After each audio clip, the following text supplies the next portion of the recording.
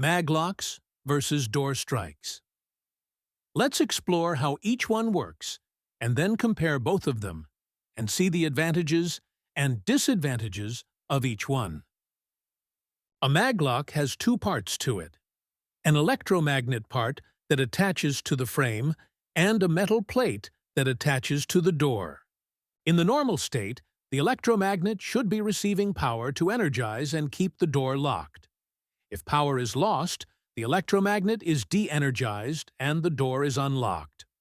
As you can tell, this is a fail-safe situation, meaning that when power is lost, people can freely enter or exit without a fob. With a maglock, you need to de-energize the maglock even to exit. Even if you turn the door handle or push the crash bar, you will not be able to open the door. Maglocks are very strong and silent.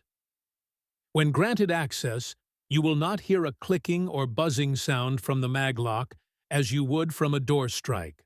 To allow exit, you need a setup that allows you to disconnect power from the maglock. This could simply be a button that temporarily cuts power to the maglock, or a button that goes through the access control system.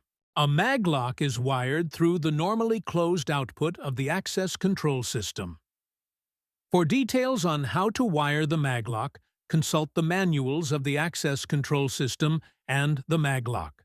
Now let's see how a door strike works. A door lock normally has a handle that controls a latch on the door. When the door is closed, the latch will go inside a strike plate mounted on the door frame. To open the door, you pull down or turn the handle to pull the latch in, thus allowing you to pull the door open. The strike is a solenoid-based mechanism. The strike has a moving component called a keeper. In a normal setup, the keeper is held in place and cannot move.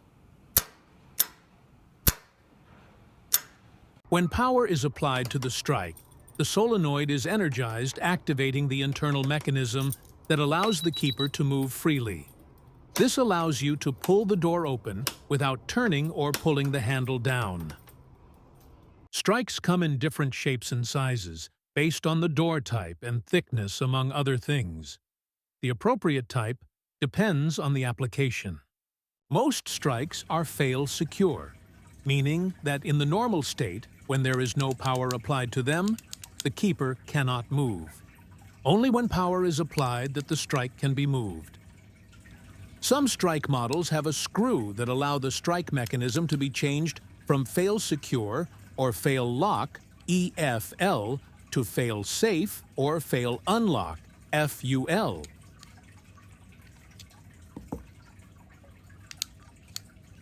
When the strike is set up for fail-safe, it needs to receive power to keep the door locked. If it loses power, the door will unlock, just like a maglock. A fail-secure strike should be wired through the normally open or NO connection of the access control system. A fail-safe strike should be wired through the normally closed or NC connection of the access control system. Whether you need a maglock or a door strike for your project, you need a qualified locksmith to perform the install to ensure the security of the building and avoid damage to the door or hardware. Now let's see the advantages and disadvantages of maglocks and door strikes. Maglocks are fail-safe, while door strikes are fail-secure. This means that maglocks need to be energized to hold the door closed during normal operation. In the case of a power outage, the facility will be open to anyone to come in without a fob. Door strikes work in an opposite manner. They normally require power to unlock, so if they lose power, the door will remain locked. If someone needs to exit, they use the door handle from the inside. Although maglocks are simpler to install and can be installed by any contractor, the cost of permits to ensure adherence to fire codes can add up. Maglocks need to be de-energized for entry and for exit, so power must be temporarily disconnected from the maglock to allow people to exit, even without a fob. In the event of fire, a door secured by a maglock needs to automatically unlock. A maglock can be used to secure glass doors where it is not possible to install a door strike. They can also be used in garage man doors where strength is required. A door strike is commonly used to secure most doors. Although installing them requires more skill, the overall cost of installing them is usually cheaper because they do not require any permits. The golden rule is you cannot prevent anyone from exiting a building in the event of an emergency, such as fire.